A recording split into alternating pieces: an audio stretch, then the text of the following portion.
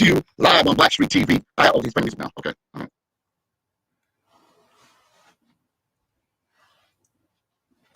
Good afternoon, everyone. Welcome to the Conn Sports Corner, brought to you live on Black Street TV. Today, I have a very special guest. His name is Charlie Perry of the Really Charlie Perry podcast. How you doing, Charlie? How you doing, man? Nice to have you. Nice to speak to you. Nice to see you.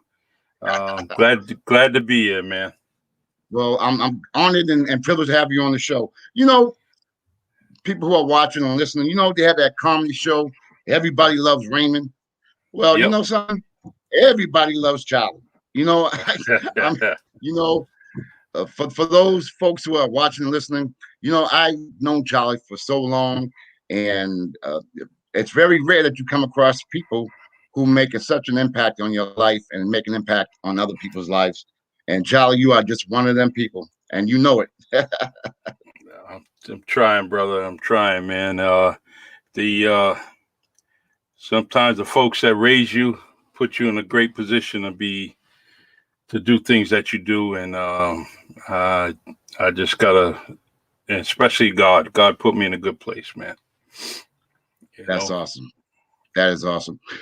Charlie, you know what I do when I have guests on the show, what I like to do is like take the viewers through a journey. I would like to start with your journey. Give me, how things started with you growing up as a youngster, and we can go from there. Well, my mom had me at a young age, premature baby. I was, I think she was 6 months pregnant. Yeah, she was 6 months pregnant. I was approximately about 2 pounds to a pound. It's hard, single mom, and my dad was on and off in my life, and so mom had to raise us, me and my brother later on, and then my other brother Malik, and we grew up in the Bay Village housing projects in New Bedford, Massachusetts, up until probably the age of 12 years old, and then we ventured off to Los Angeles, California for 3 years, and then I went to Florida, Fort Walton Beach, Florida for 2 years. And then came back home for my last 2 years of high school, actually a year and a half probably, and then just kind of didn't know what I wanted to do, college or whatever, and end up leading to me taking a police exam, and did that for 30 years, and that's me. Now I'm retired. Now I'm retired, driving a school bus. Now let's talk about your work as a police officer. Can you give us some insight into the world of being a police officer?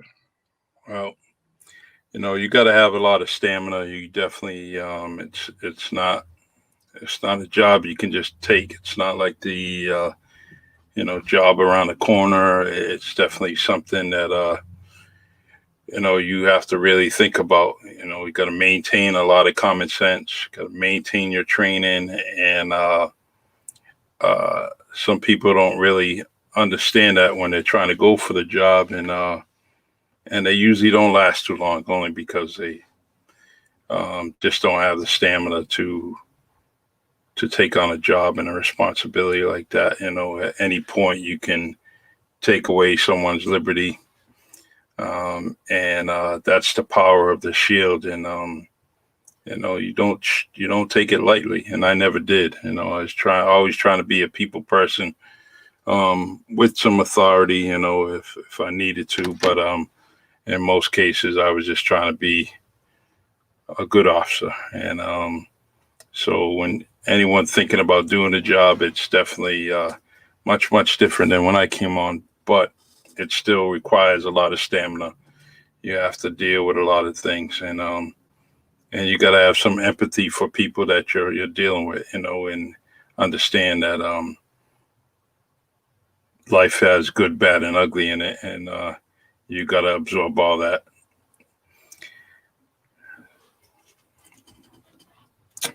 Well, Charlie,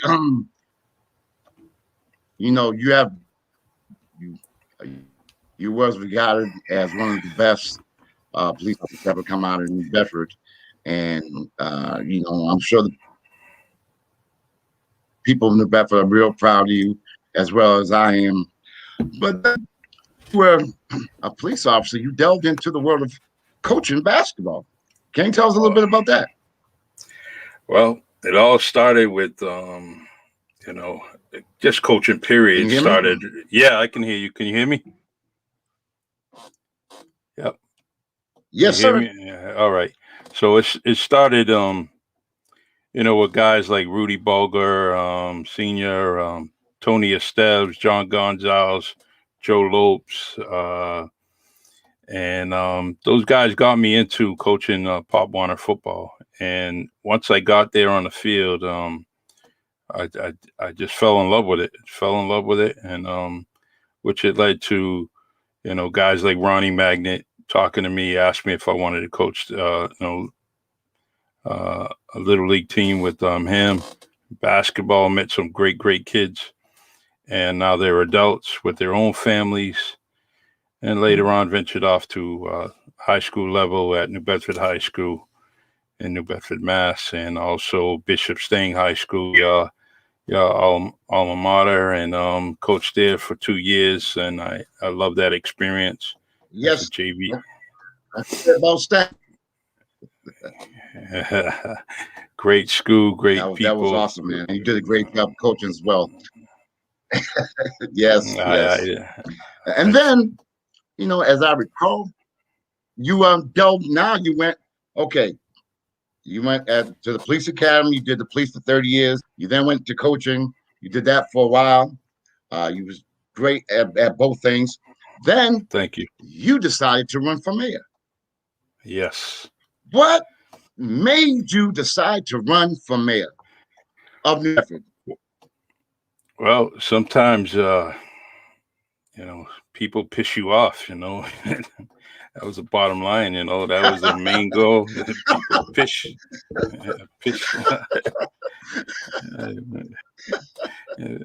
And I said, hey, that's what I'm going to do, man. I figured I give it a shot. I definitely had New Bedford in my heart, in my soul. So it wasn't something that I was going to take lightly. It wasn't something that I wasn't going to be sincere with. The sincerity was there. And I was just ready. New Bedford just wasn't ready for me, man. They wasn't ready. And, I gave them a run. The primaries were tight. And then later on, the election. But that's me, yes. Man.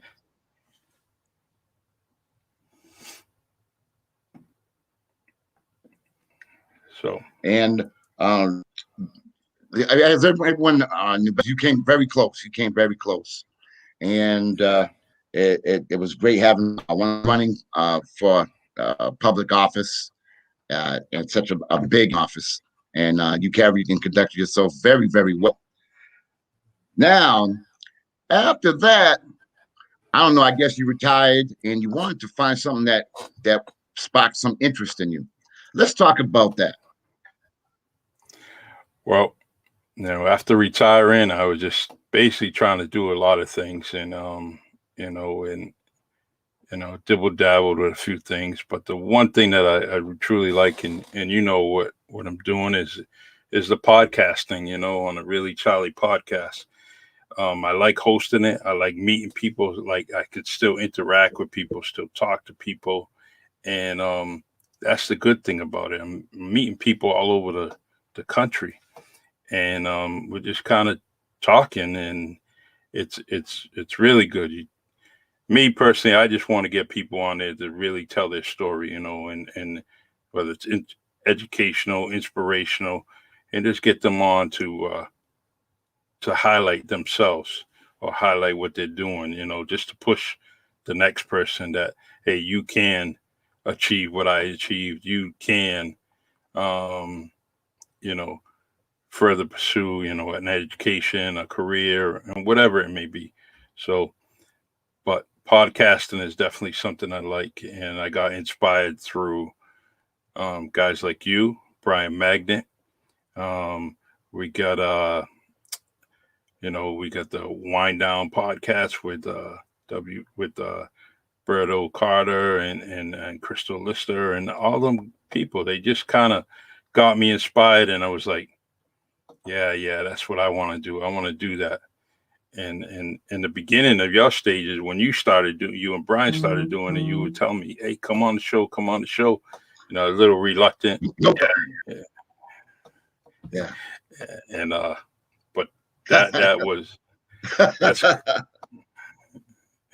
so the I like what you're doing, man. This is definitely, it's something that you got to continue to do this. Don't stop doing your thing, man, and continue to talk with the sports, because you definitely, there's people out there that need to be students, because a lot of people think they're teachers. They're trying to tell you the game. They're trying to tell you, this and that about, whether it's professional teams, collegiate teams, whatever. They're trying to tell you what they know, like they're teaching you, when they actually are not teaching you. They got to kind of step back and learn from somebody like you, old school dudes, to tell them some history and why, these players have what they have,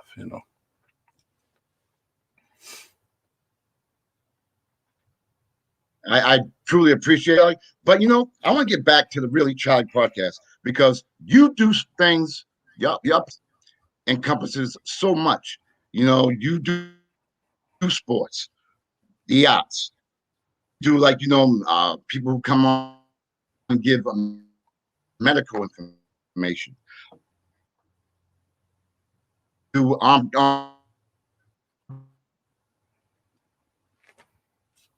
the community. You interview candidates. List goes on and on and on and on, and which is something that's kind of unique in the podcast world. I think it's kind of unique what you do, and what makes you do it. Just seeing what we get in the media, what we get on Can you hear me? The radio. Yeah, I can hear you. Can you hear me? Mike,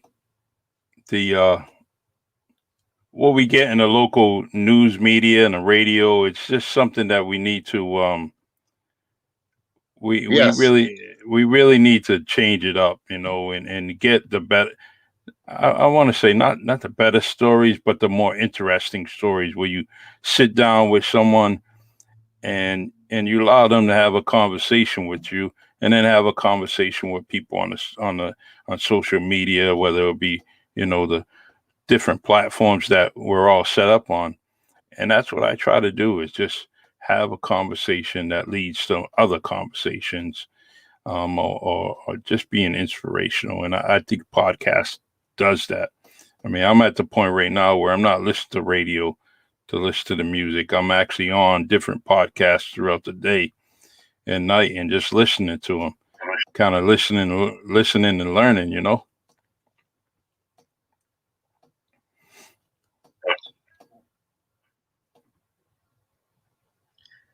That is now thing. Yeah, there's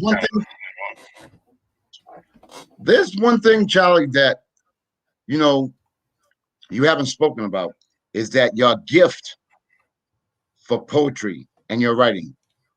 Talk to us about that, because that's something real special. That's something near and dear to you. Talk about that.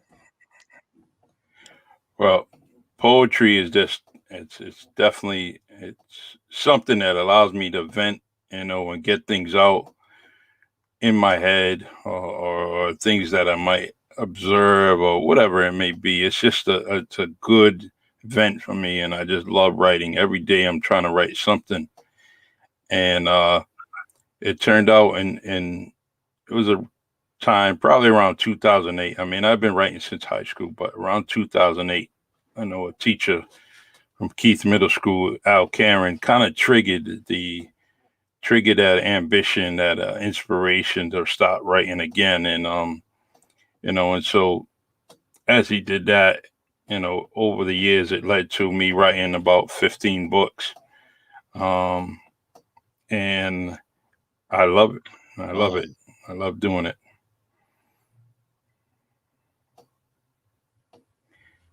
Wow. I didn't even know you wrote 15 books. I did. You got, I think it's like a 5-second delay here. So we'll Okay. get through it. We'll get through it. We'll make it happen.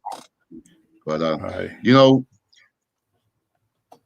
the thing that I want to talk about right now is the type of person that you are. People, sometimes talk the talk, but don't walk the walk. You're one of the people that not only talk the talk, but also walk the walk. You walk us through that. How do you become the person that who is so well respected in Bedford and the surrounding areas?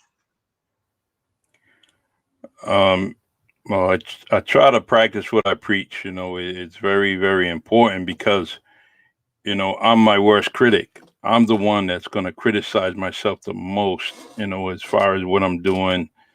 And it really, that stuff bothers me, especially when I may, finally realize that I did something, bad or good or whatever in me. I become the biggest critic. So when you're out there and you're trying to do something for yourself, the community, your family, you gotta come with it. You gotta be 100 you gotta be real. And if you're not, the next time you try to do some situations or some things, people are not gonna really expect, they're not gonna expect you to be 100.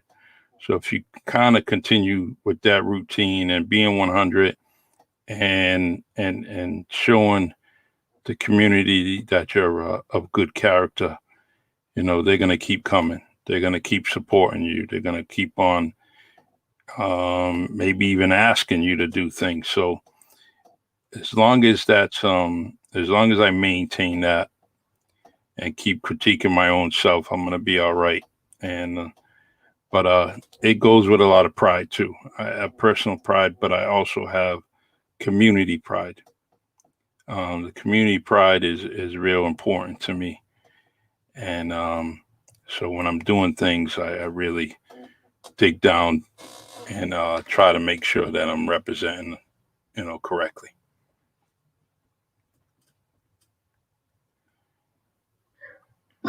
Jolly, as I'm sure you know, I'm always bragging about New Bedford. I'm always talking about New Bedford. On whatever shows I'm on or whatever I'm doing, I'm always talking about. Can you let the viewers know that both of us have such a love for New Bedford? Yeah, the love is just, I mean, it's like, between both of us, you gotta live here. You gotta live here. You gotta get raised here, and just understand, where this pride comes from. Especially where, with us growing up, there's you've seen how hard people are working. You've seen how hard people try to look out for each other, and you know, sent way back when Frederick Douglass came here for a reason. People came here for a reason. At Right. some point in the city's history, we were the richest city in the whole world. This little whaling city was definitely the richest city in the world. So, where we feel I love that, but just being there, being near the ocean always, that's something I need to have. I need to be near the ocean, need to be able to drive and walk or whatever it may be and get there to the ocean. But all in all, the potluck of people that we have here, Cape Verdean, Portuguese, Irish, Italian, uh, you know, Polish people. It just goes on and on. The Asian community, Hispanic community. It goes on and on. Central American community. It's just big, big, big.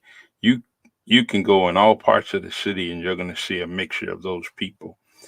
And I can't wait till these this generation, as they get older, and now they're going to be the community leaders. And so you're going to see all kinds of faces representing you in the classroom, in the city hall, school committee. It's just going to go on, and there's going to be, and it makes us diverse.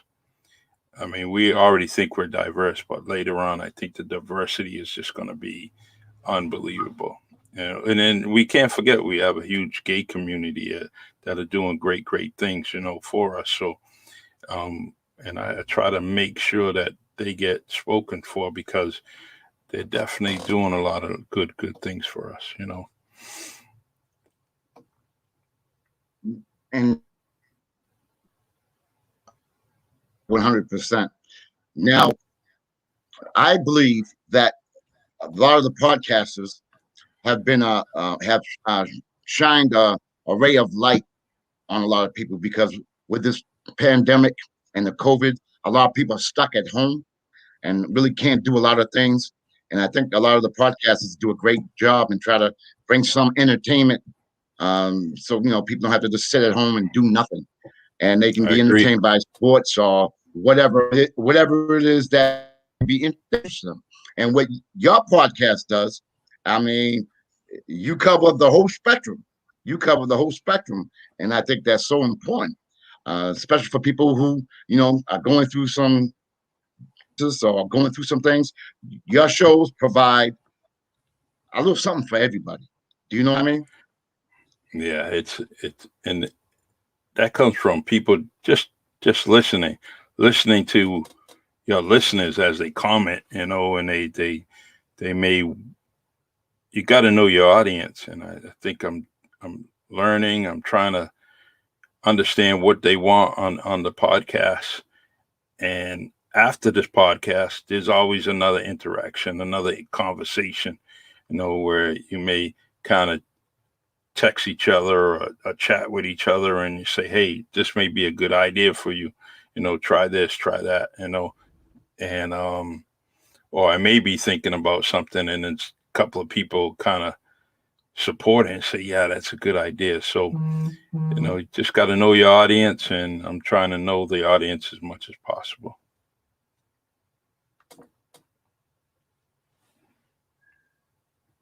To Charlie, what you do at the end, the guest is, who would you come on the Really Charlie podcast? I think that is phenomenal, because it's a networking system.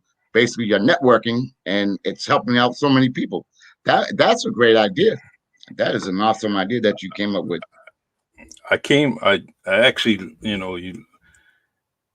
I mentioned about, living and, listening and learning from other podcasts. And I got that idea from former NBA players, Matt Barnes and Steven Jackson, on their show, all the smoke. Mm-hmm. And that's what they do. And then it's crazy how, when the guests do offer a future guest, those two guys are in artists, and yeah, that'll be a great guest. That we're gonna have to hook it up. We're gonna have to do what we have to. So I kind of bring that to my own podcast. It was their brainstorm, and it's worked great for me. It's always led to the guests that we're hearing on a weekly basis on the Really Charlie podcast.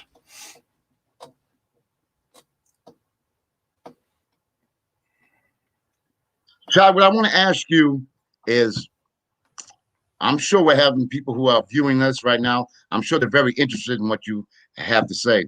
What if someone might have the inclination to try to do their podcast?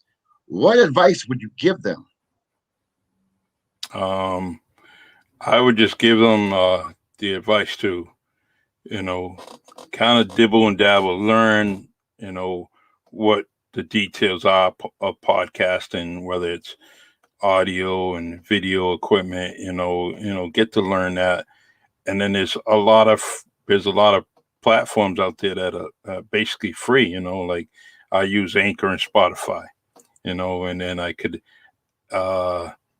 stream to the many audiences through StreamYard, know those different things, know those different platforms that you can go to where you're not kind of digging in your pocket a whole lot. I think if you're initially starting, you should invest your money on, great microphones, a great PC, and also a very powerful, Wi-Fi internet service. So, we don't get into different things like, whether it's delays or anything like that. But, that's what I recommend. Yep. We're trying to do our best rate tonight, but sometimes things, different areas, you never, we go into, like, you may have a guest and you send a link somewhere, and then that link goes to their location. Well, that location may not be the best location for Wi-Fi or internet connection. So now what you have is, you have those different glitches, like a rural area, whether it's in this, suburbs or it's in different parts, where that connection is not going to be so good. So, but, there's other options like studios and stuff like that, where, you can have a producer or director that could be control of the situation and make sure everything's connected. But, I've been having fun with Anchor and Spotify, really. And I encourage anybody wants to get started, just kind of reach out to me. I could tell you the little bit that I know and get you in the right direction, but you have to learn on your own. You got to be self-taught too. Some people think they can just sit in the chair and just go ahead and talk, talk that talk, but it's not exactly. Yeah. So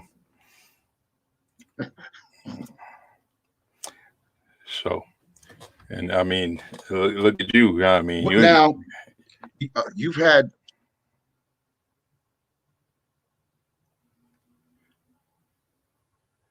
Go ahead, Michael. Getting back. I'll get back to you on that. But Charlie, what I wanted to know was, what I wanted to find out, Charlie, you've had quite a few guests so far. Is there anybody who you would really like to have on your show, but haven't had a chance or the opportunity to come on your show as of yet? Locally and nationally? What do you? It doesn't matter. Doesn't matter. I like to. I mean, be a dream come true to get Dr. Cornell West on here on my podcast. Wow. That's one. Yes. That's one. Mm-hmm. I like to get Michael Hawley on my podcast. Some of these people, cost a lot of money to do it, so you can't. But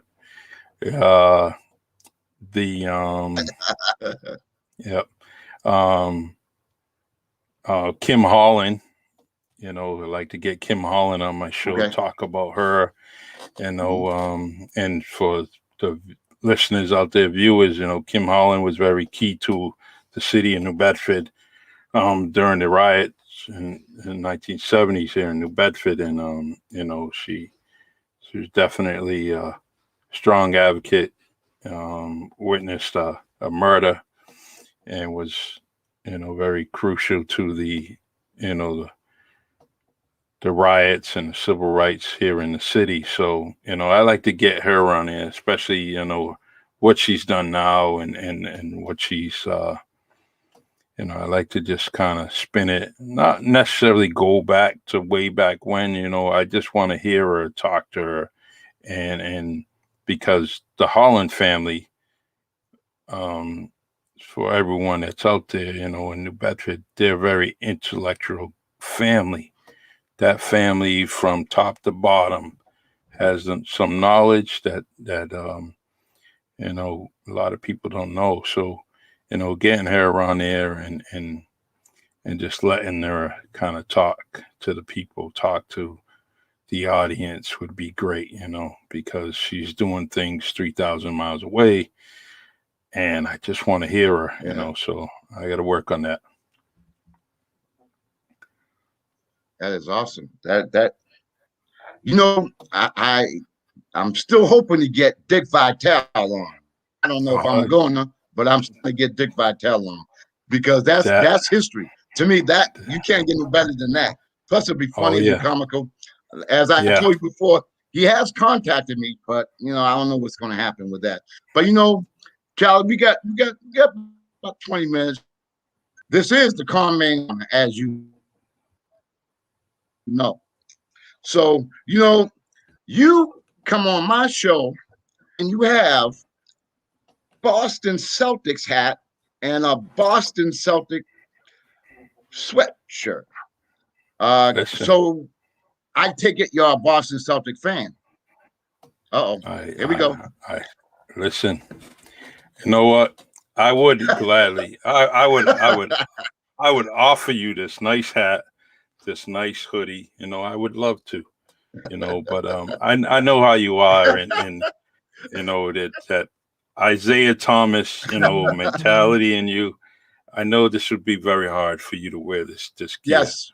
But I want to let you know that, my all-time favorite NBA player is Irvin Magic Johnson. And without Irvin Magic Johnson, guys like Isaiah really, wouldn't have flourished. They wouldn't have had nothing to kind of play for. He was always trying to compete to be like his best friend, his former best friend.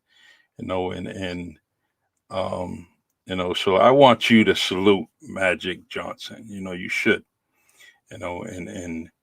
But all in all, let's go to the Celtics. Hey, this team let's talk. Let's talk. The team is driving me crazy, man. I am, the blood pressure's up and down. I don't see them listening to their coach. That coach he's quality coach, but they're not listening. And then I don't know what he's coaching them. Oh, come on, man. He's a professional ball coach, so I can't sell him short. But I am questioning a few things. The way this team has some transition. I was talking about it yesterday. They have a quick offense, get the rebound, they're in transition, and there's 2 or 3 Celtics going down in transition, and everybody wants to hang on that 3-point line instead of scoring 2 points on a layup. And I don't get that. 2 points is better than no points. You got the Celtics shooting 3-pointers from the area they're least effective. Their 3-point shooting is the bottom of the league. And here it is over and over and over again. Brad Stevens wants that to be his offense. He has no adjustment. He doesn't adjust his game. The only adjustments he does, believe it or not, is defense. And they're not good defense. They're not good defenders like they used to be. So, but I'm getting kind of frustrated with Ainge and Brad Stevens. But I'm just a little peon that plays CYO ball, coach a little high school ball, but basketball is basketball. And I think that anyone sitting on the sideline or sitting behind that screen can see that something's wrong there. There's no reason for them to be like they are.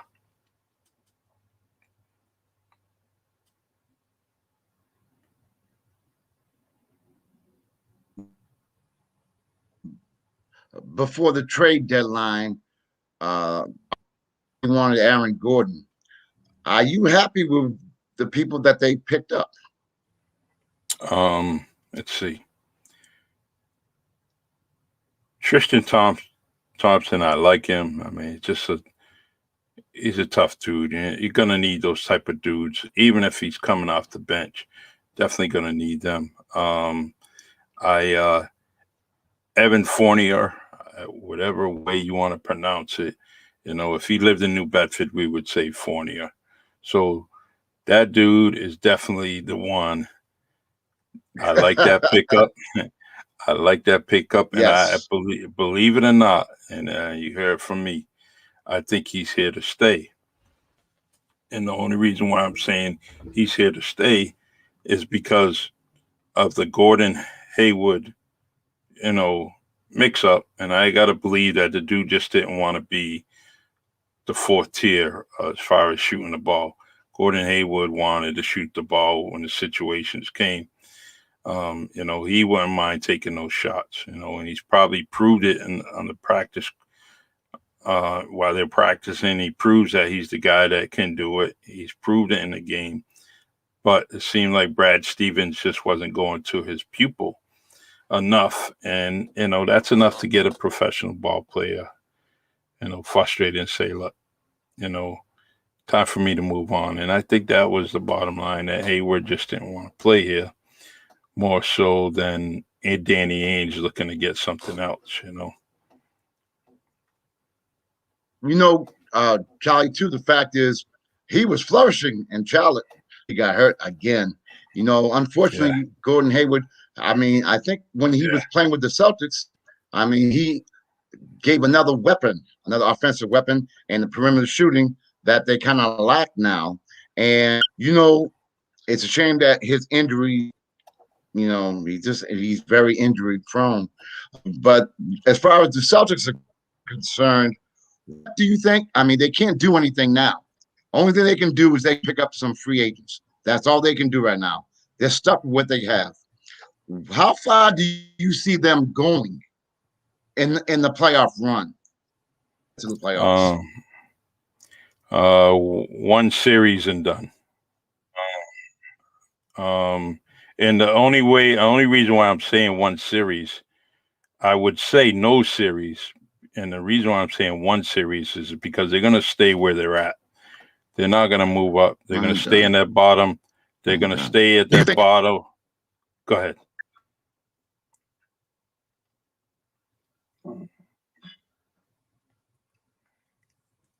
Go ahead, Mike. I didn't hear you. I'm sorry.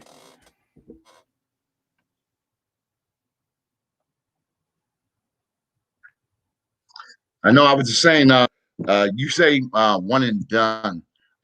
Should Brad Stevens be gone? Oh yeah, because he's declining.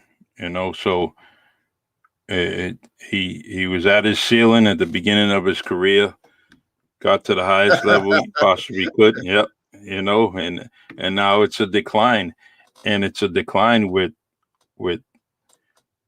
two all-stars. Actually, I could say three with Kemba. He's got all that all-star material. He got, Marcus Smart is definitely, top defender. So I think he's declining. And they gave him a contract. They renewed his contract beginning of the season. But I just think a new voice, new philosophy. His philosophy would probably work if he had the pieces there, if he had someone that could shoot 3-pointers at a consistent basis, like, somebody that had the sharpshooting of Kyle Korver, but he's older, but someone that consistently knocked down those shots, whether it's on the left side, right side, or even left side and right side. So guys like Jalen and Tatum could kind of bring the ball down and go in both directions. I think a lot of times in the offensive set, you got two players sitting in both corners, opposite corners, and they're just staying there constantly. So no one has to really defend them because they don't cut to the basket like our boy Avery Bradley did all the time. He was consistently getting layups because he came from the corner, ran that baseline, boom, someone gave him a point. Exactly. Yep. So nobody does that on the Celtics. Yeah. There was actually a point in the season that Daniel Tice was doing that. I totally noticed he was staying on that baseline, and all of a sudden somebody was kind of giving him alley-oop, and boom, he was scoring 2 points. And we're getting so I just think that offensive set is just not nice. Wouldn't it be great to see this? Jalen Brown and Jason Tatum on a pick and roll. Set them up on a pick and roll on a constant basis. You're guaranteed to get something out of that. You're gonna get something out of that. As long as Jason Tatum ain't dribbling his life away, But Mike, before I forget, Jason Tatum. What happens? Yeah. Jason Tatum came from Duke. All that is up screen, down screen. That's ball screen. That's what Duke runs.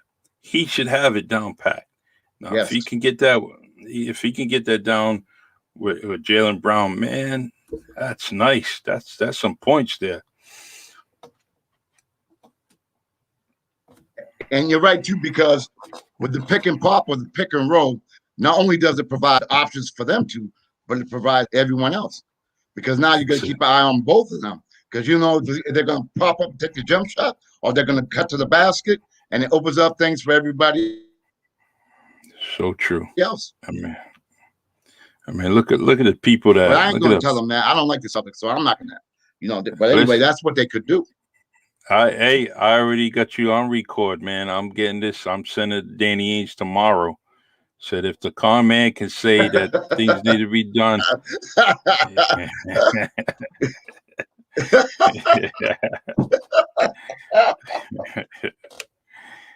Now, I mean, we can, if you want, we can still do the Celtics, but I was going to talk about some other teams and what your thought process is on the other teams. What's your thought process about the Nets? The Nets, let's see. I love the Nets, but I'm loving Philadelphia even more, and that's hard for me to say, man. I just think Philadelphia is just they bring that blue collar game. They're gonna be tough. They're gonna be strong, and I think that eventually that Brooklyn's not going to be able to. That strength of somebody like Philadelphia is going to wear down Brooklyn Nets. And Brooklyn doesn't play defense. So Embiid is a monster. You see how he's been doing teams, he's scoring 20 points on the court, and then he's scoring another 10 or 12 on the free throw line. And I think that's where he's going to be able to excel against the Brooklyn Nets.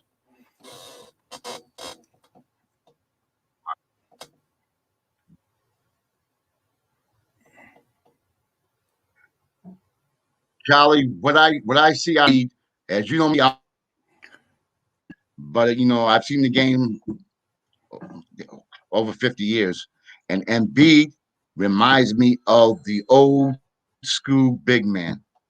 The old school big man, posted up, take it down low. His footwork is phenomenal. He's back in the day, which gives him another added weapon. But his moves down in the post, the patience that he has when he gets the ball down low, he can front you, he can back you up. He has what I call like the quintessential post-up moves. So true. And he's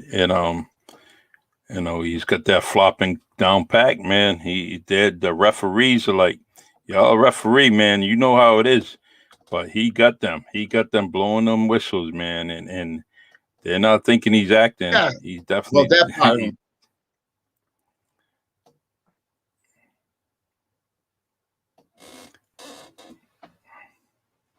But now picture Simmons with a jump shot. Come on, you. If he had a jump.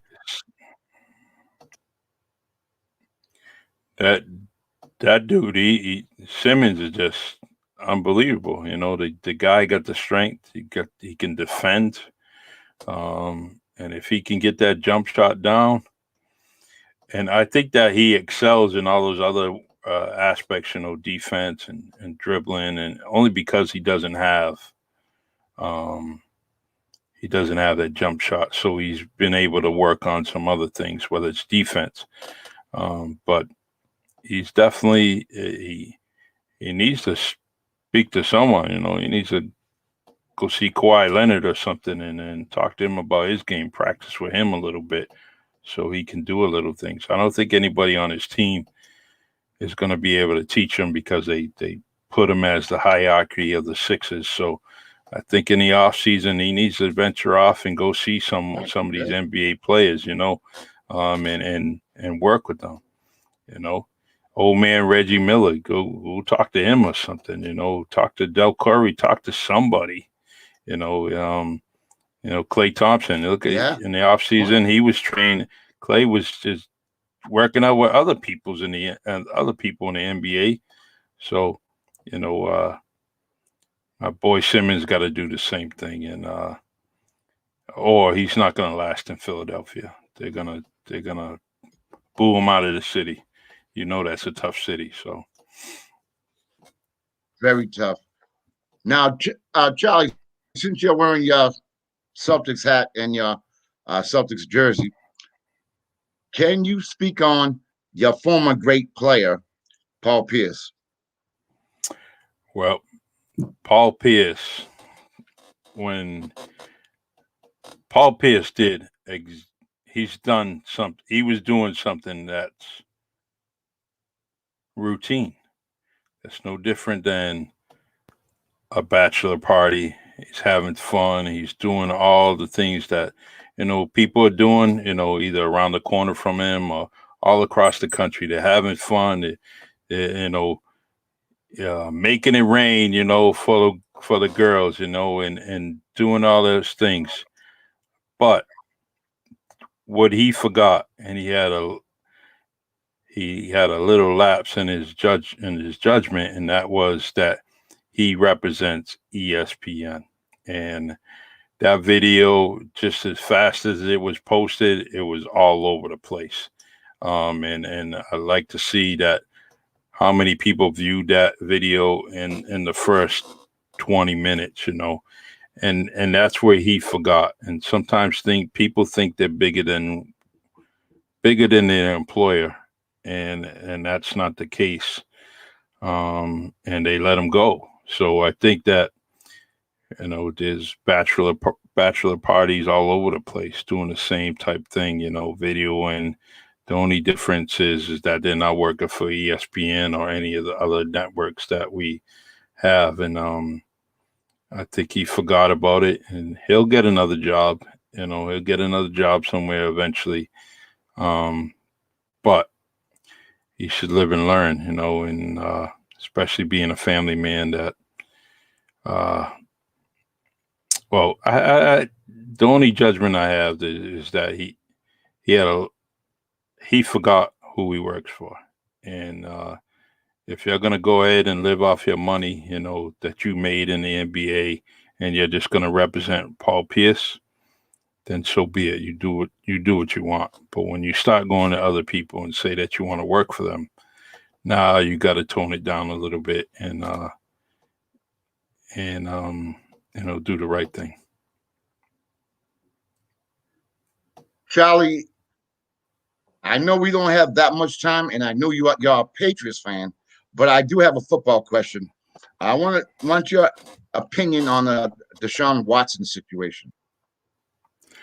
That was with Deshaun and these stories coming out, like one or two, then it became an avalanche of victims, and initially this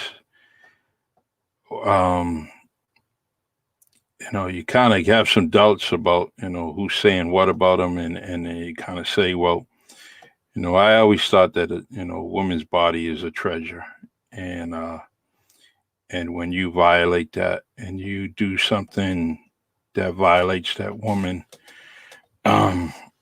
money is definitely not something that can ease it, and I think that you want that perpetrator to actually go to jail, feel some pain, lose some of their liberty. But all in all, what I learned in my career is that you never second guess a story. You never you get a story, you get one story, and you get the other story, and you make an evaluation. And with all this coming out, you have partial stories, and we still don't have the whole ball of wax yet. But I think the man is definitely going to settle, pay some money, take his suspension, whether it be 4 to 8 games, whatever it may be, and then be back in the league, Me personally, if I was an owner, guess what? I'd grab him. I'd grab him, let him deal with his situation. And then 1 or 2 years down the line, people are going to not forget about it. But guess what? He's going to be on the field throwing touchdowns. And I would grab him. Charlie, what you're saying is absolutely true, because at the end of the day, if you can play, someone's going to grab you. No doubt about it. There's no doubt about it. But, Charlie, it's been a pleasure and an honor to have you on my show. I know the technical difficulties we had to get through, and I appreciate you sticking by with them. We'll get them improved prior to the next show. But again, I want to thank you for coming on my show, the Conn Sports Corner. And why should people tune in to the Really Charlie podcast? Well, the Really Charlie podcast is really what it is. You really get to tell your story to the platform. You can talk your talk. You can say what you want, and I ain't gonna edit it. I'm not gonna scold you. I'm not gonna do anything, And also you got a chance to be educational and inspirational to the people that are listening to you.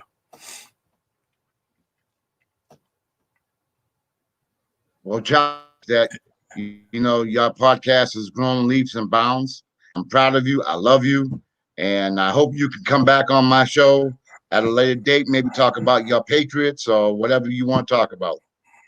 Back at you. I love you too, man. And I'll come on, and you just let me know, and I'll be here, bro. Appreciate you. I really do.